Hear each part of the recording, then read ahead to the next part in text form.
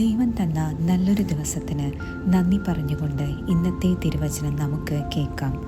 എൻ്റെ പാറയാകുന്ന യഹോവ വാഴ്ത്തപ്പെട്ടവൻ. അവൻ യുദ്ധത്തിന് എൻ്റെ കൈകളെയും പോരിന് എൻ്റെ വിരലുകളെയും അഭ്യസിപ്പിക്കുന്നു. ജീവിതത്തിൻ്റെ വിജയത്തിൻ്റെ ഉറവിടം എന്നത് മനുഷ്യൻ്റെ കഴിവിൽ നിന്നോ ശക്തിയിൽ നിന്നോ സമ്പത്തിൽ നിന്നോ ഒന്നും തന്നെയല്ല, മറിച്ച് ജീവനുള്ള നമ്മുടെ കർത്താവിനെ തിരിച്ചറിഞ്ഞ് അവനോട് ചേർന്നിരിക്കുമ്പോൾ ലഭിക്കുന്ന കൃപയിൽ നിന്നും അനുഗ്രഹത്തിൽ നിന്നുമാകുന്നു. നമുക്ക് പ്രാർത്ഥിക്കാം.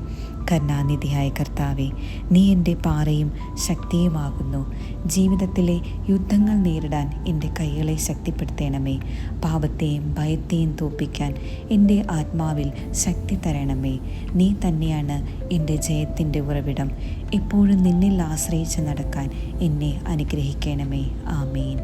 പ്രാർത്ഥന എന്നത് ദൈവത്തോടുള്ള നേരിട്ടുള്ള സംഭാഷണമാണ്. അപ്പനായ നമ്മുടെ കർത്താവ് മക്കളായ നമ്മുടെ സംസാരം കേൾക്കാൻ കാത്തിരിക്കുകയാണ്.